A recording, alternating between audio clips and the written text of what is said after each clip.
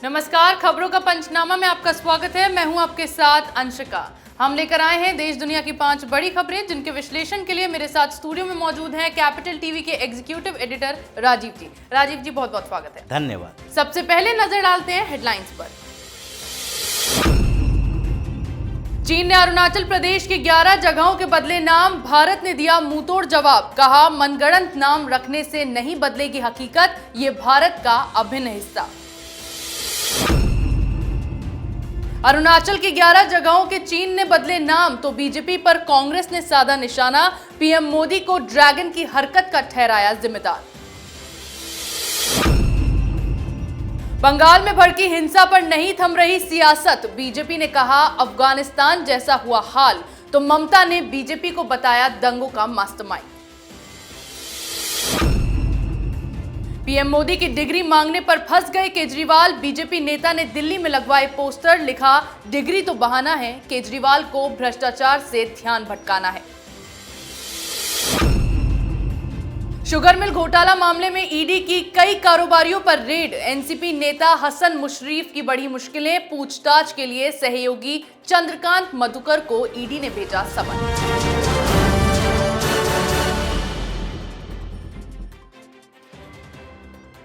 आज की पहली खबर में बात करेंगे भारत के खिलाफ चीन की नापाक साजिशों की। चीन अपनी चालबाजियों से बाज नहीं आ रहा है। अरुणाचल प्रदेश पर अपना दावा करने के लिए चीन समय समय पर नाकाम कोशिशें करता रहता है। ऐसे में एक बार फिर चीन ने अरुणाचल प्रदेश की 11 जगहों का नामकरण कर दिया है। चीन के नागरिक मामलों के मंत्रालय की ओर से इन 11 जगहों के आधिकारिक नाम जारी किए गए, जिसमें 2 भूमि क्षेत्र, 2 आवासीय क्षेत्र, 5 पर्वत चोटियां और 2 नदियां शामिल है। अब चीन की इस हरकत का जवाब देते हुए भारत ने कहा है कि मनगढ़ंत नाम रखने से ये हकीकत बदल नहीं जाएगी। ये राज्य भारत का अभिन्न और अटूट हिस्सा है। राजीव जी, बार बार चीन अरुणाचल प्रदेश पर अपना दावा ठोकता है और इस बार फिर तीसरी बार उसने ये सूची जारी की है। देखिए, चीन अभी बौखलाया हुआ है। चीन को लग रहा है कि अब हमें जितनी बार एग्रेसिव पॉलिसी लाने की कोशिश की, जितनी बार चीन ने भारत की सीमा में घुसपैठ करने की कोशिश की, हर बार मुंह की खानी पड़ी। चीनी सैनिकों को पीट पीट कर पिछले दिनों अरुणाचल प्रदेश की सीमा से बाहर किया गया था। तो ये जो चीन है, अब लगने लगा है कि अब वो पुराने एग्रेशन काम नहीं आएगा, तो छोटे मोटे बदलाव करके ही अपने लोगों को खुश करने की कोशिश करे। क्योंकि भारत सरकार ने जिस तरीके से चीन को चारों तरीके से घेर लिया है, चारों तरफ से चीन अब भारत के चंगुल में फंसा हुआ है। अंतर्राष्ट्रीय स्तर पर चीन को अलग थलग करने के लिए पीएम मोदी ने जो नीतियां अपनाई, उसके कारण भी चीन की परेशानी बढ़ी है। भारत में चीन के ऊपर स्ट्राइक किए गए, यानी डिजिटल स्ट्राइक भी किए गए, कई कंपनियों के ठेके कैंसिल किए गए, और फिर जब चीन पर स्ट्रेटजिक हमला किए जाने की बारी आई तो क्वाड में भारत ने चीन को चाइना सी में और उस तरीके से चारों तरफ जहां जहां पर चीन कुछ भी कर सकता है वहां पर उसको रोकने की तैयारी की। अब ऐसे में चीन क्या कर सकता है? चीन केवल नाम परिवर्तन करके इसमें खुश होने की कोशिश कर सकता है कि अरुणाचल प्रदेश पर उसका दावा है। क्योंकि अब भारत सरकार ने जिस तरीके से अरुणाचल प्रदेश में मंत्रियों का दौरा किया है, उस पर चीन की बोलती बंद हो गई है। पहले यही चीन बार बार यह सवाल उठाता था कि अगर भारत सरकार का कोई मंत्री अरुणाचल प्रदेश का दौरा करता है तो वो चीन से परमिशन ले, लेकिन आज चीन इन सारे मुद्दों में घिर गया है और अब ये छोटी मोटी हरकत करके भारत के ऊपर दबाव डालने की कोशिश कर रहा है। जी बिल्कुल, चीन भारत के हिस्सों पर अपना दावा करने के लिए बार बार अपनी नापाक हरकतों को अंजाम देता है, जिसके लिए हर बार भारत की ओर से उसे मुंहतोड़ जवाब मिलता है।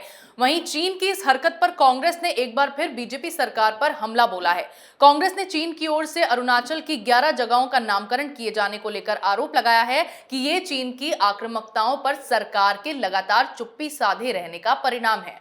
कांग्रेस अध्यक्ष मल्लिकार्जुन खड़गे ने आरोप लगाया कि गलवान के बाद मोदी जी द्वारा चीन को क्लीन चिट देने का नतीजा देश भुगत रहा है।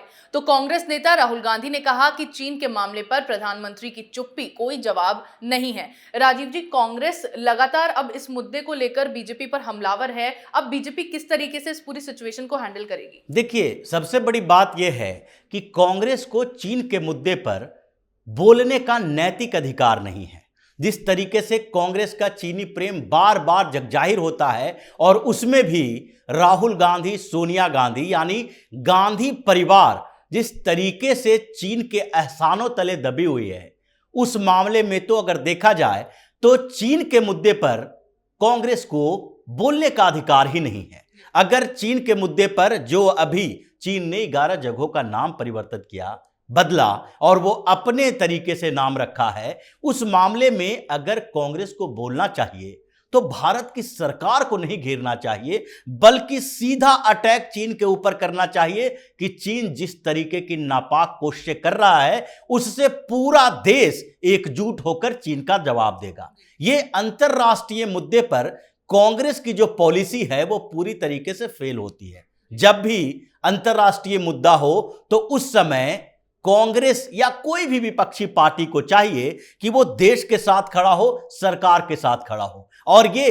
भारतीय जनता पार्टी जब विपक्ष में थी तो उस समय इसका उदाहरण देखने को मिला है कि जब भी चीन या पाकिस्तान का मसला है तो भाजपा की सरकार, भाजपा जब विपक्ष में थी तो उस समय हमेशा से भारत सरकार के साथ, चाहे वो कांग्रेस की ही सरकार क्यों ना हो, सरकार के साथ खड़ी होती थी। और अब ये कांग्रेस जो है वो चीन को टारगेट करने के बदले भारत की सरकार को, पीएम मोदी को और भारतीय जनता पार्टी को टारगेट करती नजर आती है कि वो चीन के मुद्दे पर चुप है। अगर चीन के मुद्दे पर चुप हैं, गालवान में भारत ने चीन को करारा जवाब नहीं दिया, तो आज चीन की बौखलाहट कैसे दिख रही है? आखिरकार अगर चीन ने नाम परिवर्तित किया तो उसके खिलाफ एक्शन लेने के लिए विदेश मंत्रालय सामने आएगा। ऐसा नहीं है कि उसके ऊपर हमला कर दिया जाएगा। तो चुप्पी का मतलब अगर कांग्रेसियों को पता नहीं है तो उस पर सवाल करने का उसका नैतिक अधिकार भी नहीं है। जी बिल्कुल, कांग्रेस लगातार मोदी सरकार को घेरने का मौका तलाश रही है, पहले अडानी के मुद्दे पर और अब चीन की इस हरकत को लेकर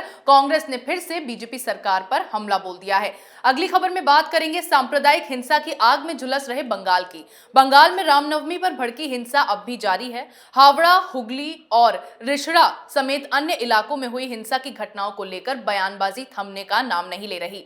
एक तरफ हिंसाओं को लेकर ममता बनर्जी के तेवर काफी सख्त हैं। उनका कहना है कि हिंसक घटनाओं के लिए जिम्मेदार लोगों की संपत्ति को जब्त कर लिया जाएगा और कानून के मुताबिक उनकी नीलामी होगी। वहीं उन्होंने बीजेपी पर दंगे कराने का आरोप लगाते हुए कहा है कि बीजेपी बंगाल में दंगों की फंडिंग करती है।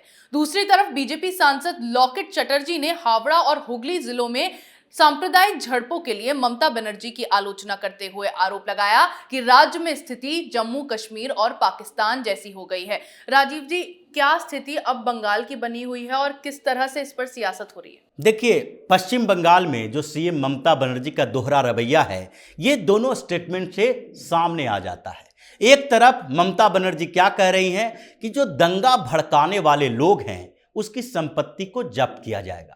दूसरी तरफ वो क्या कह रही हैं कि दंगा भड़काने वाले पार्टी भारतीय जनता पार्टी है जो बाहर से लोगों को लाकर दंगा यहां भड़काती है। यानी बाहर से कौन लोग आए हैं और भारतीय जनता पार्टी किसको ला रही है? अगर इनके पूरे तरीके को और इंटेंशन को देखेंगे तो साफ तौर पर दिख रहा है कि पश्चिम बंगाल में ममता बनर्जी केवल एक वर्ग को टारगेट कर रही हैं और वो है हिंदू। क्योंकि भारतीय जनता पार्टी का नाम लेना, भारतीय जनता पार्टी के सपोर्ट बेस की बात करना और उसकी संपत्ति को जब्त करना, अगर दोनों एक साथ चलेगा तो इसका मतलब है आपने पहले ही तय कर लिया कि दंगा भड़काने वाले हिंदू थे, जबकि हिंदू वहां से जुलूस निकाल रहे थे, मुस्लिमों ने पत्थरबाजी की और आप एक बार भी इस बात के लिए नहीं कह रहे हैं कि यहां पर जो सांप्रदायिक हिंसा हुई उसमें दोनों पक्ष जिम्मेदार हैं। अगर आपको बैलेंस ही करना है फिर भी यह बात कह सकती थी, आपने तो पहले ही कह दिया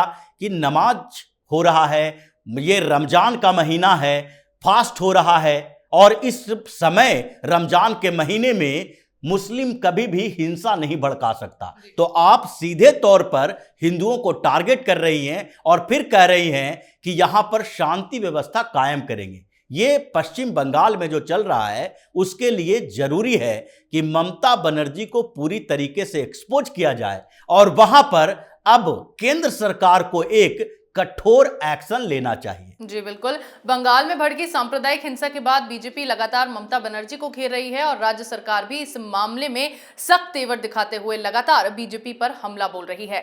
आगे बात करते हैं दिल्ली में जारी पोस्टर वॉर की। दिल्ली में बीजेपी के खिलाफ पोस्टर लगा के आम आदमी पार्टी ने एक नई जंग छेड़ दी है, जिसका खामियाजा अब सीएम केजरीवाल को भुगतना पड़ रहा है।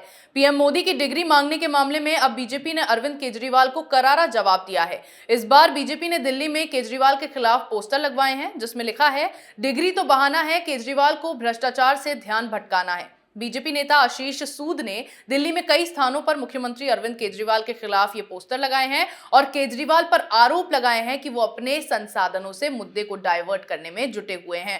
राजीव जी, अब बीजेपी ने केजरीवाल के खिलाफ ये पोस्टर लगा दिए, क्या केजरीवाल को डिग्री, पीएम मोदी की डिग्री मांगना भारी पड़ने वाला है? देखिए, ये पीएम मोदी की डिग्री मांगना और पढ़ा लिखा प्राइम मिनिस्टर होने के जो पोस्टर जारी करना, ये केजरीवाल के दोहरा एजेंडा था।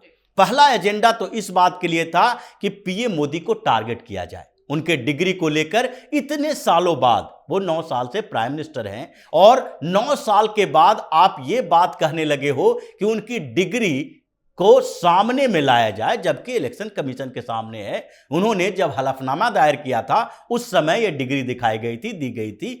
आप पहले तो ये पीएम मोदी को टारगेट करने की कोशिश कर रहे हैं पढ़े लिखे होने की बात करके। दूसरे तरफ इनका दूसरा जो एजेंडा है वो है कि पढ़ा लिखा पीएम होना चाहिए या नहीं, इस बात को लेकर एक हंगामा खड़ा किया जाए और फिर ये लोगों के अंदर परसेप्शन पैदा किया जाए कि कौन सा नेता अभी विपक्ष के अंदर है जो सबसे पढ़ा लिखा है।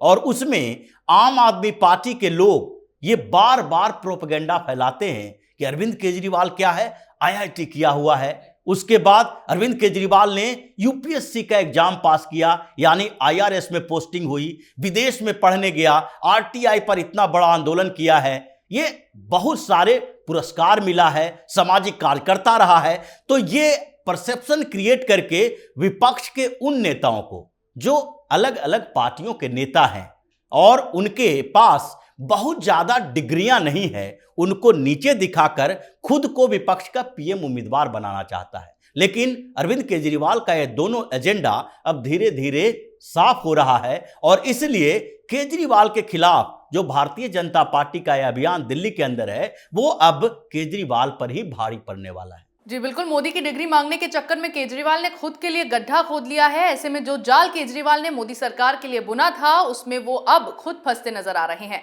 अगली खबर में बात करेंगे भ्रष्टाचारियों के खिलाफ ईडी के ताबड़तोड़ एक्शन की। महाराष्ट्र के पुणे जिले में ईडी अधिकारियों का छापेमारी अभियान जारी है। ईडी ने पुणे में 9 बड़े कारोबारियों के घरों और दफ्तरों पर छापेमारी की है। खास बात यह है कि जिन कारोबारियों के यहां छापेमारी शुरू है उनका सीधा कनेक्शन एनसीपी नेता हसन मुशर्रफ से बताया जा रहा है। इसके अलावा चीनी मिल भ्रष्टाचार मामले में ईडी ने हसन मुशर्रफ के सहयोगी चंद्रकांत मधुकर गायकवाड़ को पूछताछ के लिए समन जारी किया है। यह समन पुणे में छापेमारी के बाद भेजा गया है। आपको बता दें, ईडी ने मामले के संबंध में जनवरी में मुशर्रफ के पुणे और कोल्हापुर स्थित आवास और कार्यालय पर छापा मारा था, जिसके बाद से लगातार मामले में जांच की जा रही है। राजीव जी, क्या ये पूरा मामला है और अब किस तरह से हसन मुशर्रफ की मुश्किलें इसमें बढ़ सकती हैं? देखिए, ये एनसीपी के नेता जो हैं, शरद पवार का पूरा गैंग, और ये हसन की बात नहीं है। चीनी मिल मामले में एनसीपी प्रमुख शरद पवार का भी पूरा परिवार फंसा हुआ है। अजीत पवार, शरद पवार, सुप्रिया पवार, ये सारे के सारे लोग जो हैं वो कहीं ना कहीं चीनी शुगर मिल्स में कोऑपरेटिव बैंक से रिलेट होके ये सारे घोटालेबाजी करते रहे हैं। 100 करोड़ से ज्यादा का आरोप इनके ऊपर किरीट सोमैया ने लगाया था कि कैसे चीनी मिल को हैंडल करते हुए कोऑपरेटिव बैंक से लोन लेकर और उसके बाद फिर उसको सरेंडर करके, यानी कि नुकसान में दिखाकर वो पूरा का पूरा घोटाला करते हैं। तो ये सारा का सारा मामला ईडी के पास इसलिए आया क्योंकि इसमें ब्लैक मनी का मामला है, हवाला कारोबार भी है। और किरीट सोमैया ने जो पिछले दिनों आरोप लगाया था उसमें उन्होंने 127 करोड़ के हवाला कारोबार का भी जिक्र किया था। तो एनसीपी के ऊपर ये जो कार्रवाई हो रही है और शुगर मिल मामले में जो कार्रवाई हो रही है उसके तार धीरे धीरे शरद पवार तक जाएंगे, क्योंकि ये हसन मुशर्रफ कौन है? शरद पवार के करीबी नेताओं में से एक है। यह पूर्व में मंत्री रह चुका है और आज इसके घरों पर, आवासों पर जो छापे मिल रहे हैं और जो सबूत ईडी को मिल रहे हैं उसका कहीं ना कहीं कनेक्शन एनसीपी प्रमुख शरद पवार के परिवार से जाएगा और इसका जो अभी भंडाफोड़ होने वाला है उसमें पवार परिवार भी पूरी तरह से गिरेगा। जी बिल्कुल, ईडी की जांच की आंच एनसीपी नेताओं तक पहुंच गई है, जिसमें ताबड़तोड़ छापेमारी की जा रही है और अब हसन मुशर्रफ के सहयोगी को भी समन जारी किया गया है। ऐसे में मामले में कई बड़े खुलासे होने की आशंका जताई जा रही है। देश दुनिया की तमाम बड़ी खबरों पर हमारे साथ आपके विश्लेषण के लिए बहुत बहुत धन्यवाद। खबरों का पंचनामा में मेरे साथ आज इतना ही। अगर आपको हमारा ये वीडियो पसंद आया हो तो इसे लाइक करें, शेयर करें, कमेंट करें, साथ ही हमारे चैनल को सब्सक्राइब करना ना भूलें।